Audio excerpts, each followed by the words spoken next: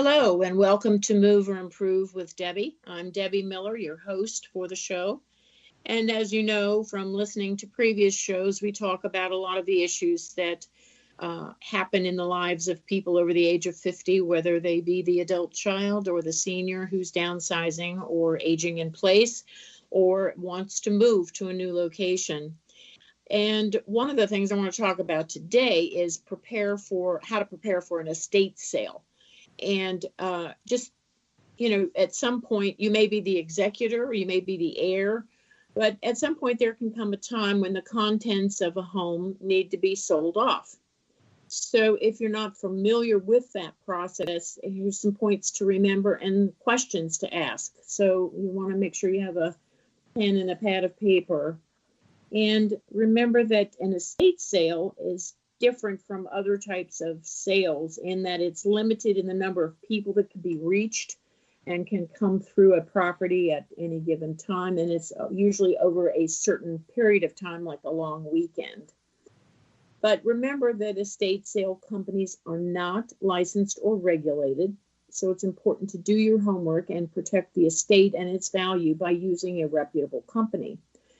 Now, you want to make sure you interview at least 2 or 3 companies in person at the location. Please don't throw anything away thinking that it's nothing of value. I've been to sales where the company bundled buckets with scrubbing brushes and laundry items together. They may also bundle small items from the kitchen and sell them for a few dollars just to get them out of the house. But your main thing is to research the company beforehand whenever possible and ask for referrals from others. Who have they used? There are estate sale websites which allow you to enter the zip code of the location of the property. And then they'll provide a list of estate sale companies in that area. So make sure you ask the same questions of each company so you compare their value and how they do business. So it's good to have a form printed up with the questions you want to have ask each one so you can keep it the same across the border. It helps if relatives and friends remove the items that they were promised or they want before you have the sales company estate person come and visit.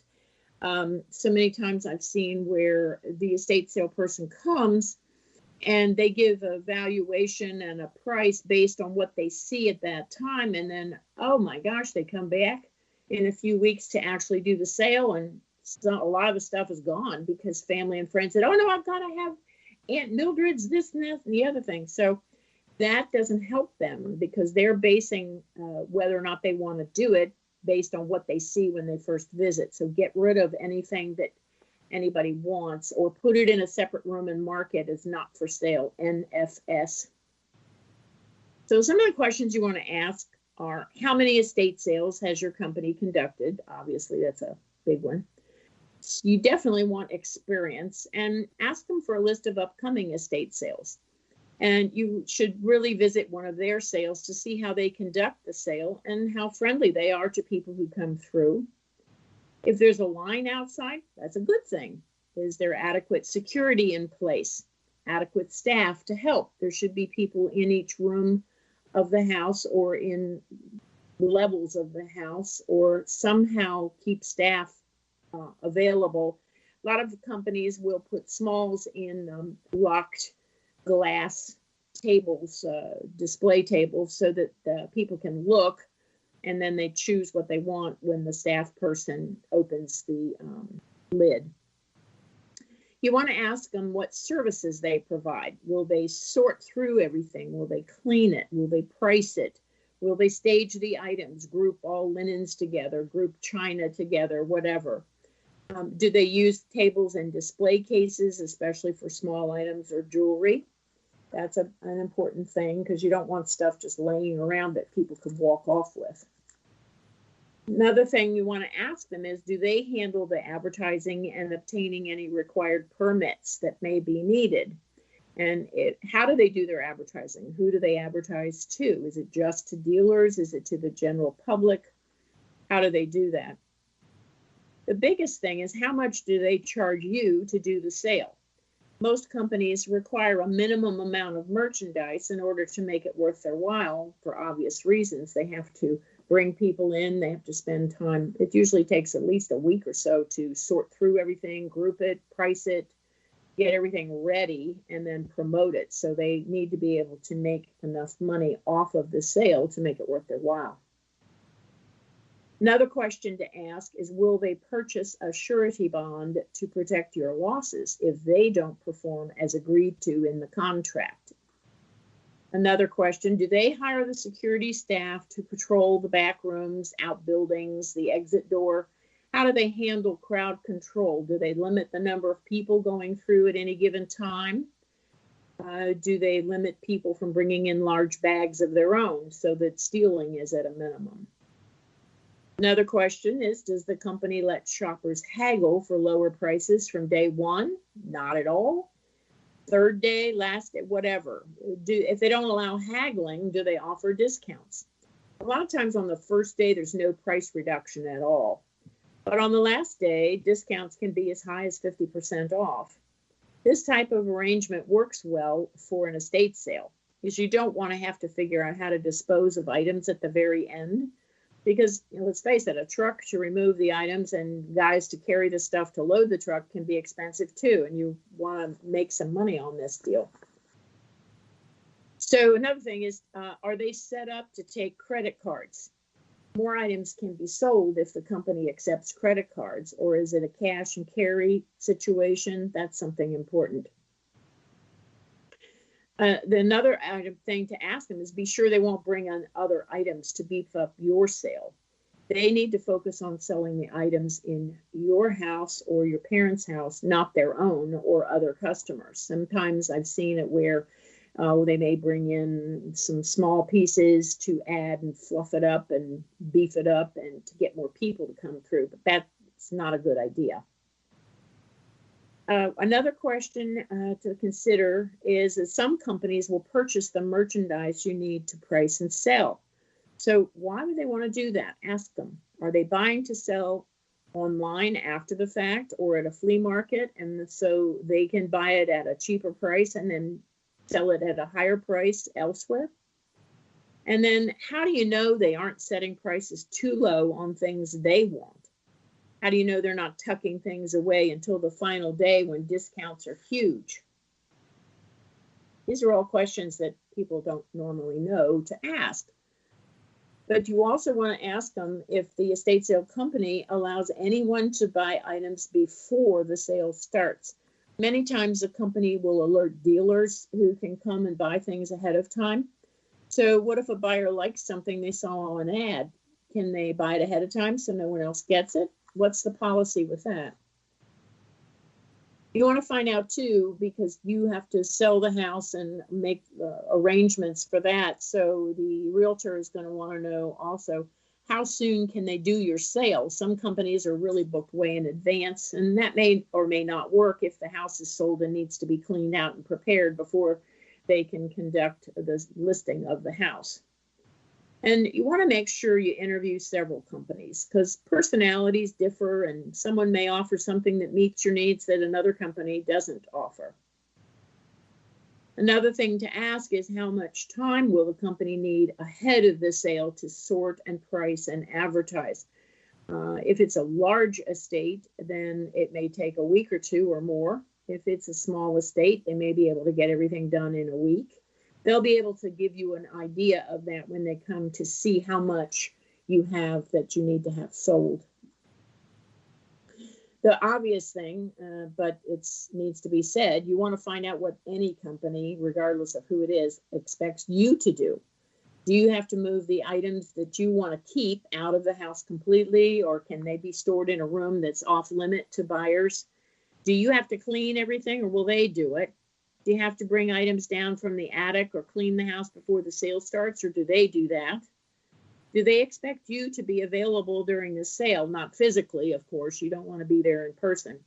In case there's a question about an offer or an item they have a question about, maybe they have a certain price on a piece and they get an offer for something that's lower. They need to verify with you that that's an okay price to sell it at.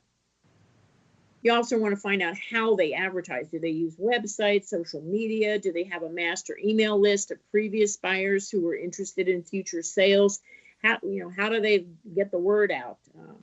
So you want to make sure you know about that. Usually most companies will have a website where they advertise estate sales coming up, but other ones use estatesales.org and other different websites to advertise. Now you're going to get a contract from the company, and so you want to be sure to ask what happens if you change your mind and you decide to pull some items from the sale. There should be a paragraph in there about that. The company may not allow you to do that, and so you want to read that in the contract, because their agreement is to sell based on what they see at the initial visit. So be sure you understand the situation on that, because they need to make a profit to make it worth their while, as I mentioned. Now, ask if they're going to provide you with an itemized list of what was sold. Many companies will make a master list of all the items in the sale, and then they'll mark them off when they're sold along with the price that it finally sold for. Some companies don't do that, because then they have to hire an extra person to track all the items and record it and update it. But you should definitely take pictures of everything before the sale. Take pictures of all the items that are in the sale and the room that they were in and the price. You can take a big group shot of the whole room and then go around to the individual things and take pictures, because you may need that for insurance purposes as well. And a big important thing to remember is you shouldn't be at the sale in person at all, because you may be too emotional to be an asset. So you want to stay away. Let the things go to others who will enjoy them. That's why they're there. They're looking for a special gift to give, or they want to collect. They collect certain items that may be on hand there. And the company that you choose will often say, hey, we're going to have a lot of this, this, or this, and that attracts those people who are interested in that particular item. Then you want to ask them, how many of their people will they have to handle traffic on site? And are they reputable? And have they had background checks done and that sort of thing? Does the company clean up and clear out the property once the sale is over? What happens to stuff that doesn't sell? What are the fees that they charge? Are they a percentage of the gross sales, or a flat rate plus a percentage?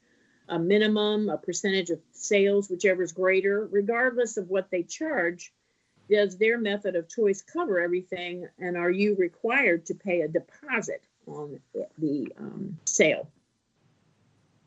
Another thing you want to do is find out how they determine the price of the merchandise. Do they have a professional appraiser on staff, or someone who's independent who comes in and gives a valuation to a particular piece? How do they set the prices, and how do they research the items outside that are not a part of their expertise? Do they use price guides? How do they find out, what it is worth? Do they come up on eBay? What do they do? Ask them if they have any members of the International Society of Appraisers on staff or available. These appraisers have gone through rigorous training, and they follow ethical operating procedures. Ask if the estate sale company handles the type of items that are in the home. I mean, if the estate has fine china and lots of antiques and any type of a particular item, you want to be sure that they know how to price those items and get fair value for them. We want to find out about the people who are helping. Are they employees with a W-2? If there are, that's good, because then they'll be covered by the company's insurance. After all, something might break. So if the company you hire doesn't have W-2 employees and something does happen, you or your estate would most likely